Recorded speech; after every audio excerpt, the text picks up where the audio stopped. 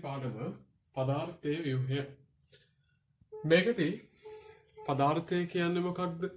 ඒ හරහා යද්දි පරමාණුව කියන්නේ මොකක්ද? පරමාණු අංශු කියලා කියන්නේ මොනවද? ඔව් ඊට පස්සේ සංයෝගයක් හැදෙන්නේ කොහොමද? ආවර්තිත වගුවේ තියෙන මූලද්‍රව්‍ය මොනවද? ඒ වගේමයි ආවර්තිත වගුවේ තියෙන රටා මොනවාද කියන එක ගැන තමයි කතා බහ කරන්නේ. හරි. අපි ඉස්සෙල්ලාම දැනගන්න ඕනේ වෙන්න මේ දේ. අප අවට තියෙන දේවල් ප්‍රධාන කොටස් දෙකයි.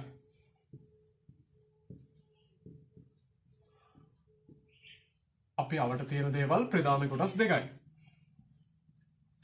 හොඳයි. පළවෙනි දේ තමයි පදාර්ථය කියලා කියන්නේ. පළවෙනි දේ තමයි පදාර්ථය කියලා කියන්නේ. දෙවැන්න තමයි ශක්තිය.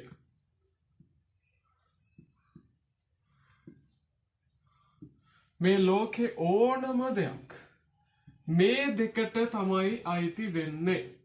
මේ දෙකට අයිති නැති දේවල් ලෝකේ පවතින්නේ නැහැ. අපි යමක් දිහා බැලුවොත් එහෙම නැත්නම් යමක් අපි ආශ්‍රය කරොත් එහෙම ඒ හැමදේම එක්ක පදාර්ථයක් නැත්නම් ශක්තියක්. උදාහරණ මොනවද?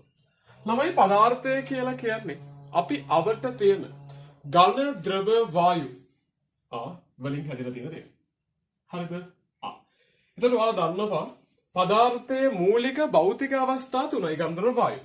එතකොට ඉතින් අපිට ඝන ද්‍රව වායු හරහා බලද්දී ඒවට අදාළ වෙලා තියෙන සියල්ල පදාර්ථය කියන කොටසට දාන්න පුළුවන්. මොකද්ද මේ ශක්තිය කියලා කියන්නේ? මේ පදාර්ථයෙන් වෙන් වෙච්ච කෙනෙක්. පදාර්ථය වගේ නෙමෙයි යා. ඝන ස්වභාවයක්වත් ද්‍රව ස්වභාවයක්වත් වායුමය ස්වභාවයක්වත් නැහැ යාට. මේ ශක්තිය කියලා කියන්නේ එතකොට ළමයි අවකාශයේ ඉඩක් ගන්නේ නැති දෙයක්. මේ ශක්තිය බලන්න සූර්ය ආලෝකය. ආයෙත් අපි ආලෝකය කියලා කියනවා. එයා ශක්තියක්. එයා කිසිම තැනක ඉඩක් ගන්න නැහැ. හැබැයි ශක්තිය මේ ලෝකයේ පැවැත්මට වැදගත්. එතකොට සූර්යයාගෙන් වෙනවා සූර්ය තාපය නේද? නියමිත පරිදි උෂ්ණත්වයක් මේ ලෝකයට ලබා දෙනවා. එතකොට ඒකත් ඉඩක් ගන්නවද? නැහැ. එතකොට ඔයාලා දෙයක් තේරෙන්න ඕනේ මේ පදාර්ථය නැත්තම් ඝන ද්‍රව වායු කියන කට්ටිය මේ අවකාශය තුල අපි මේ ඉන්න කොටස් තුල ඉඩක් ගත්තාට ශක්තිය හැම දෙයක් කරන්නේ.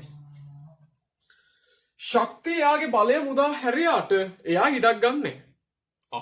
එතකොට අපිට පදාර්ථය කියන්නේ මොකක්ද කියන එක සහ ශක්තිය කියන්නේ මොකක්ද කියන එක ගැන ඔන්න යම්කිසි පොඩි අදහසක් ඇවිල්ලා පොඩි අයිඩියා එකක් ඇවිල්ලා තමයි දැන් තියෙන්නේ. හොඳද? පදාර්ථය කියලා කියන්නේ කෙටියෙන්ම ගත්තොත් එහෙම අවකාශයේ ඉඩක් ගන්නා ස්කන්ධයක් සහිත ඕනෑම දෙයක්. මොකක්ද? අවකාශයේ ඉඩක් ගන්නා ස්කන්ධයක් සහිත ඕනෑම දෙයකට අපි කියනවා කෙටියෙන් පදාර්ථය කියලා. හොඳයි. එතකොට ශක්තිය කියලා කියන්නේ අවකාශයේ ඉඩක් ගන්නෙත් මෙයා ස්කන්ධයක් දරන්නෙත් නෑ. හැබැයි මෙයා ඉතා වැදගත්. එහෙනම් ප්‍රධානව අප අවට තියෙන දේවල් ආකාර දෙකකට වෙන් කරන්න පුළුවන් පදාර්ථය සහ ශක්තිය කියලා. එතකොට ඉඩක් ගන්න හැම එකක්ම යන්නේ පදාර්ථයේ පැත්තට. ඉඩක් සහ ස්කන්ධයක් දරන්නේ නැතුව ඉඩක් ගන්නෙ නැතුව ස්කන්ධයක් දරන්නේ නැතුව මේ ලෝකයේ පැවැත්මට යමක් උපකාරී වෙනවා නම් අපිට එදිනෙදා අවශ්‍ය වෙනවා නම් අපි ආව භාවිතා කරනවා නම් අන්න එහෙම දෙයකට තමයි ශක්තිය කියලා කියන්නේ. ශක්තියේදී උදාහරණ මොනවද? දැන් චුට්ටකට කලින් අපි කතා බහ කරා ආලෝකය, තාපය, ඊට පස්සේ හඬ. ධ්වනිය. මේ කටහඬ ඇහෙන්නේ නේද? ධ්වනිය. මොනත් අපි ශබ්දය හඬ කියලා කියනවා. ඊපස්සේ විද්‍යුත් ශක්තිය තියෙනවා නේද? කරන්ට් එකේම. ඊට පස්සේ චුම්බක ශක්තිය. මේ වගේ ගණනාවක් තියෙනවා. ඒවා ඇහැට පේනවා අඩුයි සමහර ඒවා නේද? දැන් චුම්බක ශක්තිය එහෙම. අපි චුම්බක පාඩමේදී කතා බහ කරනවා එයාගේ ශක්තිය ගැන. ඒක ඇහැටවත් පේන්නේ නැහැ. හැබැයි එයාට ලොකු බලයක් එයා ගබඩා කරගෙන ඉන්නවා. එයා ලොකු ක්‍රියාවක් කරනවා. අපිට නොපෙනුනාට. ඒ හින්දා මේ ලෝකයේ පැවැත්මට පදාර්ථය සහ ශක්තිය කියන දෙකම වැදගත් වෙනවා. ඉතින් මේ පාඩම තුලදී අපි ශක්තිය ගැන කතා බහ කරන්න යන්නේ නැහැ. පාඩේ මාතෘකාව ඔයාලට පේනවා පදාර්ථයේ ව්‍යුහය. පදාර්ථයේ ව්‍යුහය තමයි පාඩමේ මාතෘකාව. එහෙනම් අපි මේකදී ශක්තිය ගැන කතා කරන්නේ නැහැ. ඉදිරි පාඩමක් තියෙනවා අපි ඒකදී ශක්තිය ගැන කතා බහ කරනවා. හොඳයි. එහෙනම් පදාර්ථය කියලා කිව්වේ අවකාශයේ ඉඩක් ගන්න ඕනෑම දෙයකට. අවකාශයේ ඉඩක් ගන්න ස්කන්ධයක් සහිත ඕනෑම දෙයකට. ළමයි භෞතික ස්වභාවය අනුව මේ ආකාර තුනයි. අපි දන්නවා ඝන ද්‍රව වායු පොඩි කාලේ නම්ම නේද? ඉගෙන ගන්න ඕනේ ගැන. ඝන ද්‍රව වායු. මේ භෞතික ස්වභාවය අනුව තමයි මේ විදිහට වෙන් කරන්නේ. ඝන ද්‍රව වායු. හොඳට හයිහත්තිය තියෙන දෘඩ භාවයක් සහිත දේවල් වලට කියන අපි ඝන කියලා. එතකොට වීදුරු වෙනවා, ලී, යකඩ, සිමෙන්ට් මේ දේවල් ඝන. ද්‍රව කියලා කියන්නේ ගලාගෙන යාමේ හැකියාවක් තියෙන එකක්. ගලාගෙන යාමේ හැකියාවක්. කවුද? ජලයේ ඉන්නවා. අපිට මතක් කර ප්‍රධාන දේ. ඊට පස්සේ තෙල් වර්ග, පොල් තෙල්, භූමි තෙල්, පෙට්‍රල්, ඩීසල් මේ හැමදේම ද්‍රව. ඊළඟට ඉන්නවා වායු. වායු ගෑස්. ගෑස්. solid, liquid ඊට පස්සේ වෙන්න ඉන්නවා ගෑස්. මොනවද අපිට හම්බෙන වායු වර්ග? දැන් අපිට හුස්ම ගන්න නැතුව එහෙම ඉන්න බැහැනේ කොහොමත් නේද? ඒ හින්දා අපේ හැම දෙයකටම වගේ මේ හුස්ම ගැනීම කියන එක ඕන වෙනවා කියලා කියන්නේ අපිට මේ වායුන්ගේ ලොකු බලපෑමක් තියෙනවා. වායු නැතුව නම් ඉන්න බෑ. අපි දන්න කෙනෙක් තමයි ඔක්සිජන් නේද? අපි හුස්ම ගන්න වායුව. අපි ඔක්සිජන් අරන් පිට කරන්නේ කාවද? කාබන් ඩයොක්සයිඩ්ද? එයත් වායුවක්. දෙන්නම් වායු. නේද? ආශ්වාසය සඳහා වායුවක් අරගෙන අවසානයේ ඝනයක් පිට කරන්නේ නැහැ. ගන්නෙත් වායුවක්, පිට කරන්නෙත් වායුවක්. ඊපස් අපි අහලා තියෙනවා හයිඩ්‍රජන් වායුව. තව ජල වාෂ්ප ගන්නත් පුළුවන්. උමාලේ හීලියම් ඉන්නවා. නයිට්‍රජන්. ඔය විදිහේ වායුන් ගන්නාවක් අපි අහලා තියෙනවා. ඉතින් ඉදිරියේදී ආවර්තිතාවය කියන කොටස කතා බහ කරද්දී අපිට මේ හැම වායුවක් ගැනම වෙන වෙනම කතා බහ කරන්න පුළුවන්. නොදන්න වායුත් තව ගොඩක් අපිට ඉගෙන ගන්න හම්බ වෙනවා. හොඳයි. දැන් අපි භෞතික ස්වභාවය අනුව මේ පදාර්ථය කොටස් තුනකට වෙන් කරේ ඝන ද්‍රව වායු කියලා. හැබැයි තවත් අවස්ථාවක් තියෙනවා. අපි කියනවා ප්ලාස්මා කියලා. ඉතින් ඒක විෂය නිර්දේශය තුල නැහැ. හරිද? හැබැයි වර්තමානයේ ලෝකයේ තුල පවතින තාක්ෂණයත් එක්ක පදාර්ථයේ ප්‍රධාන අවස්ථා තුනයි නෙමෙයි 4ක් තියෙනවා. ප්ලාස්මා කියලා අලුත් අවස්ථාවක් තියෙනවා. අපි ඒක ගැන කතා බහ කරන්නේ නැහැ. ඔයාලා මතක තියාගන්න ඕනේ අවස්ථා තුනයි කියලා තමයි. හොඳයි. ඉතින් දැන් ඔය බෙදේ භෞතික ස්වභාවය අනුවනේ. මෙයාලගේ රසායනික සංයුතිය අනුවත් අපිට බෙදලා දක්වන්න බලන්න. රසායනික සංයුතිය අනුව. පදාර්ථයේ රසායනික සංයුතිය අනුව ආකාර දෙකකට අපිට බෙදලා වෙන් කරන්න පුළුවන්. පළවෙනි කොටස තමයි සංශුද්ධ ද්‍රව්‍ය. සංශුද්ධ.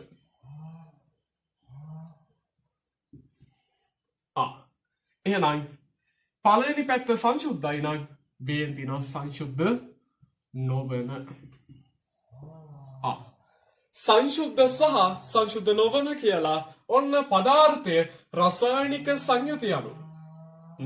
ඔන්න ප්‍රධාන කොටස් දෙකයි. හරි.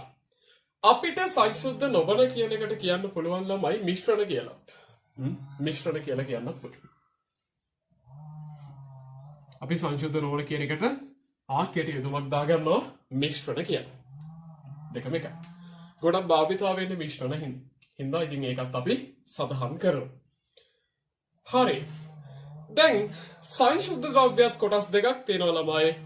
සංශුද්ධ නොවන එහෙම නැත්නම් මිශ්‍රණත් කොටස් දෙකක් තියෙනවා. බලමු මොනවද කියලා. සංශුද්ධ පැත්ත බෙදනවා කොටස් දෙකකට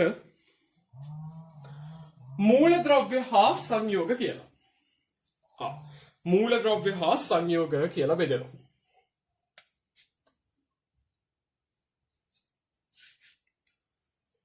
සමජාතිය සහ විෂම ජාතිය කියලා මිශ්‍රණත් වෙන් වෙනවා. මූලද්‍රව්‍ය මොනවද? අර ආවර්තිත වගේ තියෙන්නේ. අර ආවර්තිත වගේ කොටු කොටු ඇතුලේ තියෙන්නේ. ඒවා තමයි මූලද්‍රව්‍ය. ඒවා එකතු වෙලා හැදෙනවා සංයෝග. මූලද්‍රව්‍ය දෙකක් හෝ කිහිපයක් එකතු වෙලා හැදෙනවා සංයෝග. යම් කිසි මිශ්‍රණයක ජරාව නැත්තම් හැම තැනකම එකම විදිහට නම් තියෙන්නේ. අපි කියනවා සමජාතීයයි කියලා. හැබැයි තැන් වල එක විදිහට නම් දේ වෙලා තියෙන්නේ. එකම දේවල් හැම තැනකදීම හම්බෙන්නේ නැත්තම් එක තැනකදී එක දෙයක් හම්බෙලා තවත් තැනකදී වෙන දෙයක් නම් ඒ මිශ්‍රණය හම්බෙන්නේ. එහෙනම් එයා විෂම ජාතිය.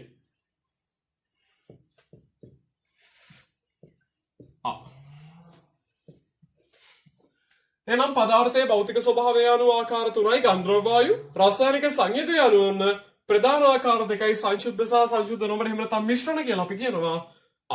සංශුද්ධ පැත්තත් ආකාර 2යි මොනවද? මූලද්‍රව්‍ය හා සංයෝග. මිශ්‍රණ පැත්තත් ආකාර 2යි සමජාතීය හා විෂම ජාතීය. ඉතින් මූලද්‍රව්‍ය කියලා කියද්දී අර ආවර්තිතා වගුවේ අපිට හම්බෙන සියල්ල ගන්න පුළුවන්. 120ක් විතර තියෙනවා නේද? ඒ ටික අපිට ගන්න පුළුවන්.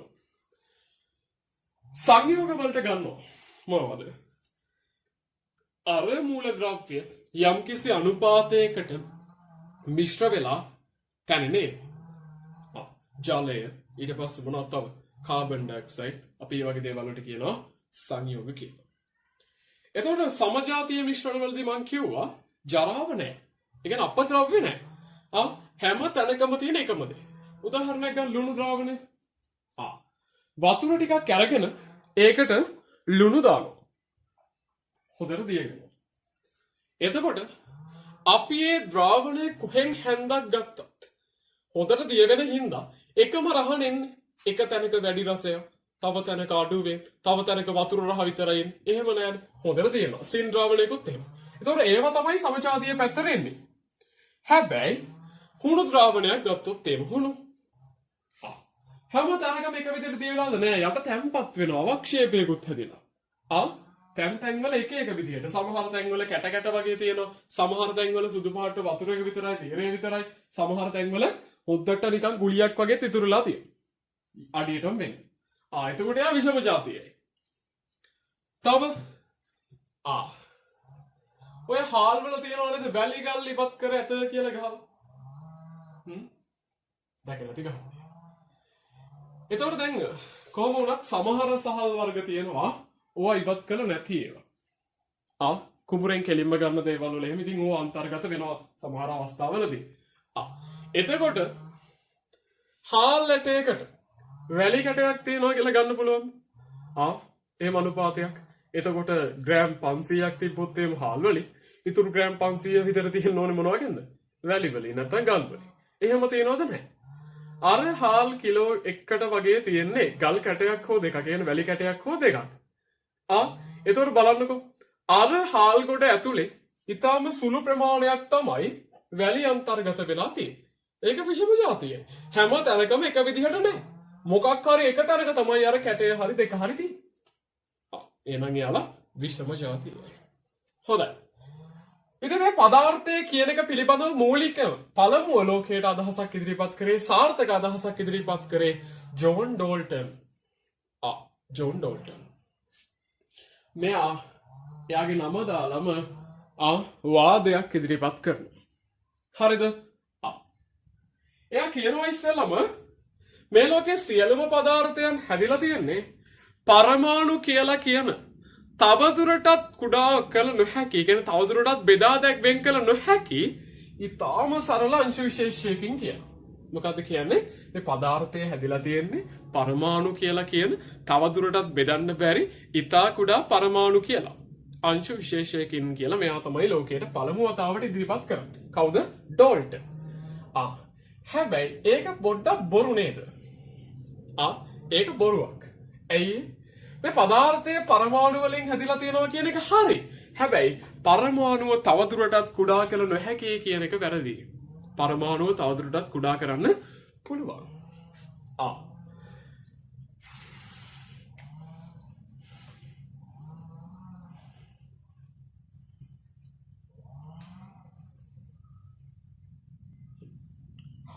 එනම් පදාර්ථය සහ පරමාණු අතර වඩා සම්බන්ධතාවයක් තියෙනවා. මේ ලෝකේ තියෙන සියලු පදාර්ථයන් හැදිලා තියෙන පරමාණු වලින්. හරි. ඉතින් ලෝකයේ පිළිගත්ත ගොඩක් කල් යනකම් මේ පරමාණුව බෙදන්න බෑ තමයි කියලා. ඒ ඩෝල්ටන් කියපු අදහස ඉදිරිපත් කරා. හැබැයි අපිට 1900 ගණන් වල මුල් භාගයේදී හම්බෙනවා සුපිරි විද්‍යාඥයන් පෙළක්. මේ කට්ටිය උත්සාහ කරනවා මේ පරමාණුව නැවත කුඩා කොටස් වලට බෙදන්න. මේ පරමාණුව ඇතුලේ තියෙන මොනවද කියලා හොයාගන්න. මේ කට්ටිය යමු වෙනවා. ඉතින් මෙයාලට හැකියාවක් හම්බෙනවා මේ පරමාණුව තවදුරටත් බෙදා වෙන් කරන්න. මෙයාලට හම්බෙනවා ළමයි මේ පරමාණුව ඇතුලේ තිබිලා උප පරමාණුක අංශු 3ක්. පළවෙනි එක්කෙනා ඉලෙක්ට්‍රෝන, ඊළඟ එක්කෙනා ප්‍රෝටෝන, ඊළඟ එක්කෙනා නියුට්‍රෝන. ඔය විදිහට උප පරමාණුක අංශු වර්ග 3ක් අවසානයේදී සොයා ගන්නවා. ඔන්න දැන් තමයි තේරෙන්නේ. ඒ වෙද්දි තමයි තේරෙන්නේ පරමාණුව කුඩා මේකකේ නෙමෙයි කියලා. එතකොට ඩෝල්ටන්ට පොඩි වැරදීමක් වෙලා තියෙනවා. එයා කිව්වේ පරමාණුව තමයි පොඩි කියලා. අනේ නෑනේ. මේ එයත් තව කොටස් වලට බෙදෙනවා. ඉලෙක්ට්‍රෝන, ප්‍රෝටෝන, නියුට්‍රෝන. ළමයි මේවා නම් නැවත බෙදන්න ක්‍රමයක් හොයාගෙන නැහැ ලෝකේ. හැබැයි අපි ඉගෙන ගන්න උපපරමාණුක අංශු වර්ග 3යි කියලා. ඉලෙක්ට්‍රෝන, ප්‍රෝටෝන, නියුට්‍රෝන. වර්තමානයේ වෙද්දී තව උපපරමාණුක අංශු වර්ග, පරමාණුක අංශු වර්ග 2 3ක්ම හොයාගෙන තියෙනවා. ඒවත් විෂය නිර්දේශය තුල නැහැ. ඒවා අදාළ නැහැ. නම් මතක තියාගන්න උපපරමාණුක අංශු වර්ග 3යි කියලා. මේ ඉලෙක්ට්‍රෝන කියන කෙනා ළමයි ඍණාරෝපිතයි. ප්‍රෝටෝන කියන කෙනා ධනාරෝපිතයි. ධන කට්ටිය ඉන්නවා නම් ඍණයත් ඉන්න ඕනේ. ඍණ කට්ටිය ඉන්නවා නම් ධනයත් ඉන්න ඕනේ. එතකොට මේ නියුට්‍රෝන කියන්නේ නියුට්‍රල් කියලා අර්ථයක් තියෙනවා. ඒ හින්දා මෙයා කිසිම ආරෝපණයක් නැහැ. එයාගේ ආරෝපණයක් නැහැ. අපි කියනවා බිඳුවයි කියලා. එයා ධනවත් ඍණවත් නෙමෙයි. ඔහේ ඉන්න. හරි. ඔය විදිහට තමයි ඉතින් මේ කතාව යන්නේ.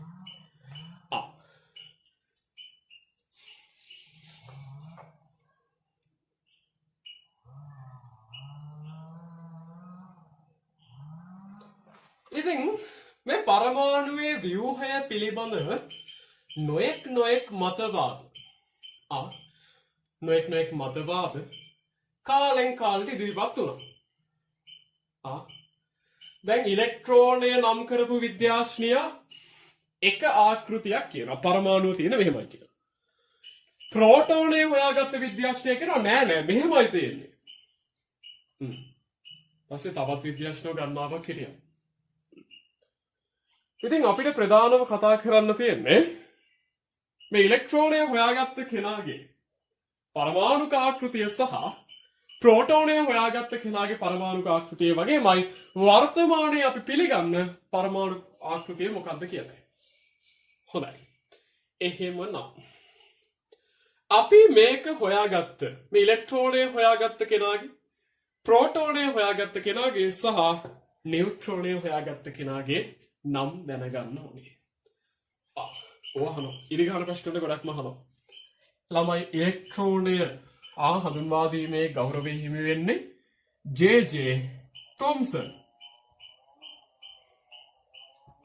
මොකද නම ජේ.ජේ. තොම්සන්. ප්‍රෝටෝනය හොයා ගැනීමේ ගෞරවය හිමි වෙන්නේ අර්නස්ට් රදර්ෆර්ඩ්.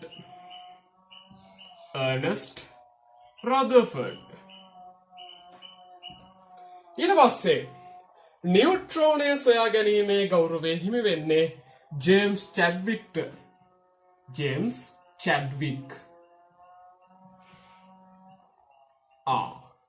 ඔන්න තුන්දෙනා. ඉලෙක්ට්‍රෝනය ජේ.ජේ. තොම්සන්, ප්‍රෝටෝනය කවුද? අර්නස්ට් රදර්ෆර්ඩ්, නියුට්‍රෝනය ජේම්ස් චැඩ්වික්. ඔය විදිහට තමයි යන්නේ. එහෙනම් ඔන්න මතක තියාගන්න කරුණු තියෙනවා වලට.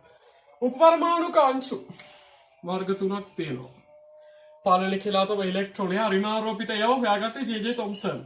ඊට පස්සේ දෙවනි කෙනා ප්‍රෝටෝනය. එයා ධනාරෝපිතයි. එයා හොයාගත්තේ කවුද? Ernest Rutherford. තුන්වෙනි කෙනා නියුට්‍රෝනයට ආරෝපණයක් නැහැ. එයා තමයි හොයාගන්න කාලයක් ගියේ. ගොඩක් කල් ගියා. මොකද මේ දෙන්න ආරෝපණ සහිත හින්දා එයාලව යම් පක්‍රම වලින් හොයාගන්න පුළුවන්. හැබැයි අර නියුට්‍රෝන කියන කෙනා හැංගිලා ඉන්නේ. එයාට ආරෝපණයක් නැහැ. එයාට හැංගිලා ඉන්න හැකියාවක් තියෙනවා. එයා ප්‍රත්‍යාව දක්වන්නේ නැහැ ගොඩක් දේවල් වලට. ඒ හින්දා එයාව හොයාගන්න තමයි ගොඩක් කල් ගියේ. ඉතින් ජේම්ස් චැඩ්වික් එහෙම ගොඩාක් ලොකු බුද්ධිමතෙක්. එයා කොහොම හරි එක හොයාගත්තා. අදහසක් ඉදිරිපත් කරා. ළමයි මුල් කාලේ මේ ඉලෙක්ට්‍රෝන සහ ප්‍රෝටෝන විතරයි තියෙන කියලා හිතන් හිටියේ. පළවෙනි කාලේ හොයාගත්ත 1900 ගණන් වලදී මුල් කාලේ ඉතින් 1900 ගණන් වල අගභාගේ හිතන් හිටියේ විද්‍යාඥයෝ මේ දෙන්න විතරයි ඉන්නේ කියලා. ඒ දෙන්න විතරයි ඉන්නේ කියලා මේ තොම්සන් විසින් ආකෘතියකුත් ඉදිරිපත් කරනවා.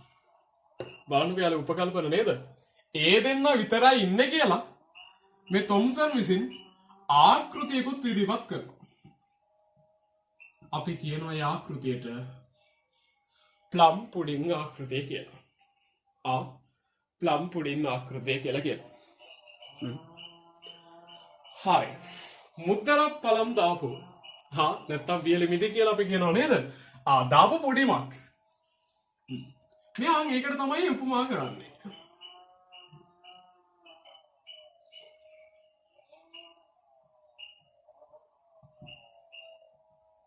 බලන්න මෙයාගේ ඉතාම සරල සංකල්පයක් තමයි මෙයා ඉදිරිපත් කරන්නේ ලෝකයට. හොඳයි. මෙයා කියනවා ඍණ ආරෝපිත ඉලෙක්ට්‍රෝන වලාව අස්සේ ධන ආරෝපිත ප්‍රෝටෝන ගිලිලා ඉන්නවලු. හරියට පුඩිමක අර වියලි මිදි ගිලිලා තියෙනවා වගේ.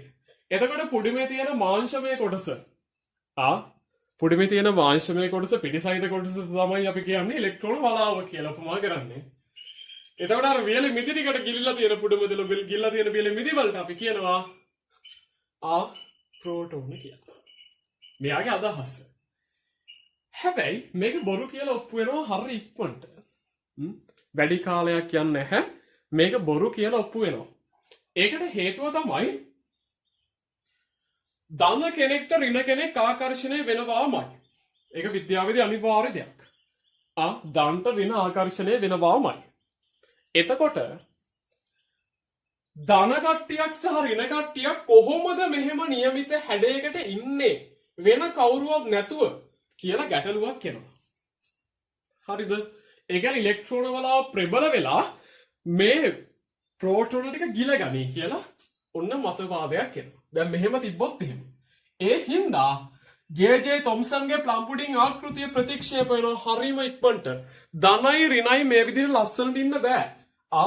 මෙයාලා ආකර්ෂණය වෙනවා. මේ විදිහට ඉන්න බෑ මෙයාලට. ඒ හින්දා එයාගේ මේ පළවෙනි මතවාදයේ බිඳ වැටෙනවා. හැබැයි ඕකට හරි ලස්සන මතයක්. හරි ලස්සන ආකෘතියක් ඉදිරිපත් කරනවා දෙවෙනුව කවුද අපිට හම්බෙන එර්නෙස්ට් රදර්ෆර්ඩ්. දැන් තොම්සන්ගේ එක වැරදුනාට රදර්ෆර්ඩ් ගොඩක් දුරට සාර්ථකයි. 1911 දී රදර්ෆර්ඩ් ඉදිරිපත් කරනවා ලස්සන ආකෘතියක්. අපි ඒකට කියනවා න්‍යෂ්ටික ආකෘතිය කියලා. න්‍යෂ්ටික ආකෘතිය. මතක තියාගන්න ඕන දෙයක් තමයි පරමාණුවක් තුල න්‍යෂ්ටියක් තියෙනවා. පරමාණුවක් තුල න්‍යෂ්ටියක් තියෙනවා. එයා කියනවා ඕනෑම පරමාණුවකට න්‍යෂ්ටියක් තියෙනවා කියලා. හොඳයි.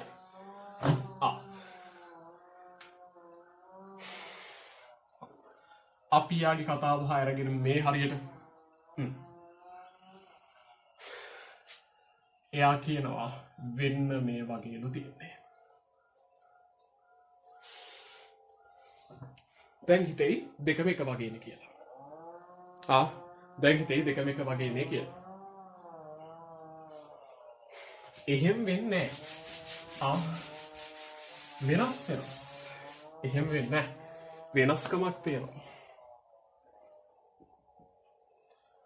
දැන් තොම්සන් කීවේ ඉලෙක්ට්‍රෝන වලාවක් තුල ප්‍රෝටෝන ගිලිලා ඉන්නවා කියලානේ. මෙයා එහෙම නෙමෙයි කියන්නේ. මෙයාගේ ඉලෙක්ට්‍රෝන වලාවක් තියෙනවා ළමයි වටේට. හැබැයි මෙයා කියනවා මැද ඉන්නවලු න්‍යෂ්ටියක්.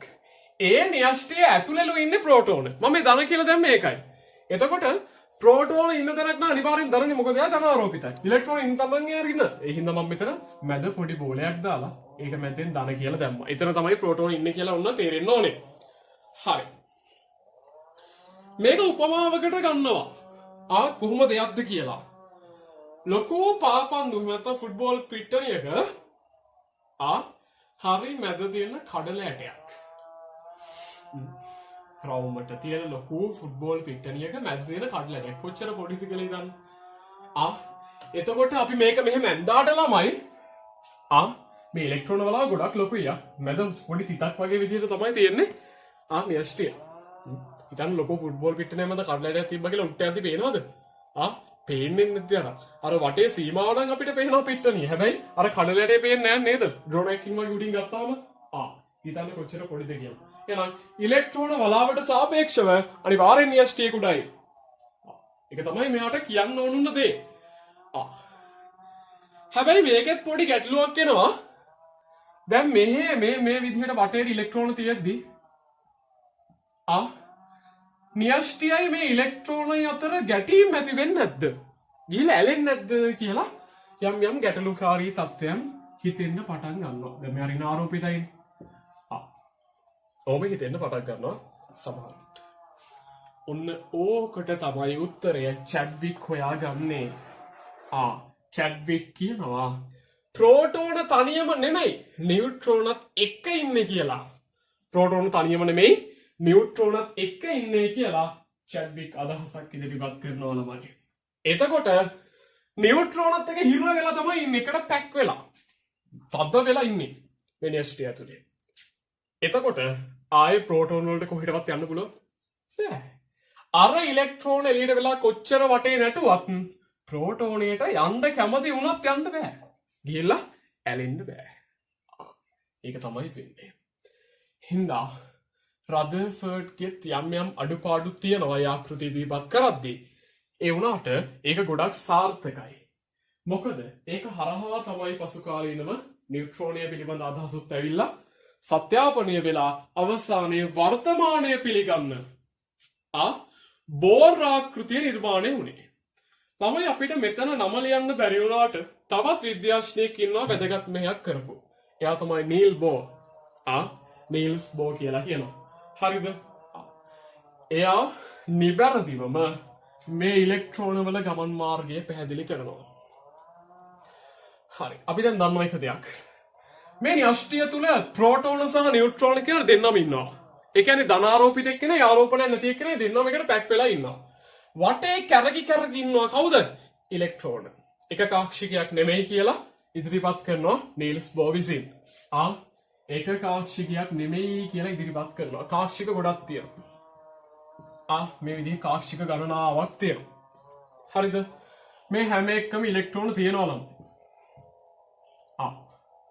මේවා කැරකි තමන්ගේ ගමන් මාර්ගය වෙනස් කරමින් මේ ශක්තිම එක මට්ටමක ඉඳන් තවත් මට්ටමකට පණිමින් තමයි මේ කට්ටිය ඉන්නේ. ඉතින් මේක පළමුවට ඉදිරිපත් කරන නීල් බෝර් කියන අපි අල්සයන්කුත් කියනවා බෝර් කියලා තමයි කියන්නේ යාට. බෝර් ආකෘතිය. දැන් රදර්ෆර්ඩ් කියනවා මේ කට්ටිය යන්නේ වෘත්තාකාර ගමන් මාර්ගවල. වෘත්තාකාර ගමන් මාර්ගවල කියලා කියනවා. හැබැයි ඒක ටිකක් දුර්වලයි. අපි කියන්නේ වෘත්තාකාර එහෙම නැත්නම් ඉලිප්සාකාර වෙන්නත් පුළුවන්. දැන් ග්‍රහාකෘතියක ඉදිරිපත් කරලා ග්‍රහ ලෝකයන්නේ ඉලිප්සාකාරවනේ. වෘත්තාකාරව නෙමෙයි. යාළගේ ගමන් මාර්ගය තියෙන්නේ. එතකොට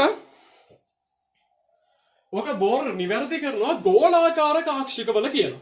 ඒ කියන්නේ මේක 3D වැන්දොත් එහෙම දැන් බෝඩ් එකේ විදිහට අඳින්න අමාරුයිනේ.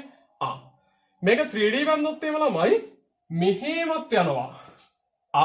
ඉස්සරහට ඇවිල්ලා මෙහෙමත් යනවා. ඒ හින්දා ඔයාලා හිතන්න එපා මේක පැතලි දෙයක් කියලා. මේක 3D.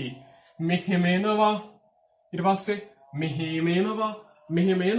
හැම පැත්තකටම පිටිපස්සෙලොත් එහෙමයි. ඒ විදිහට මේක ගෝලාකාරව තමයි තියෙන්නේ. නැතුව මේක ෆ්ලැට් දෙයක් නෙමෙයි 2D දෙයක් නෙමෙයි. මේක 3D විදිහට තමයි හිතන්න ඕනේ. හැබැයි ඕක සමතල දෙයක් විදිහට හිතුවා රදර්ෆර්ඩ්. එයා අඩුපාඩුවක් කරනවා. හැබැයි අඩුපාඩුව නිවැරදි කරනවා මේ නීල් බෝර් කියන විද්‍යාඥයා විසින්. නීල් බෝර් කියන විද්‍යාඥයා විසින් මේක හරි ගස්සනවා. මේ අඩුපාඩුව හරි ගස්සනවා. ඒතර එයා තමයි අවසානයේදී වර්තමානයේ පිළිගන්න ආකෘතිය ඉදිරිපත් කරන්නේ. හොඳයි. මෙතනින් පදාර්ථය පිළිබඳ වෙනතම් පරමාණුව පිළිබඳ මූලික සංකල්පයන් ටික අවසන් වෙනවා.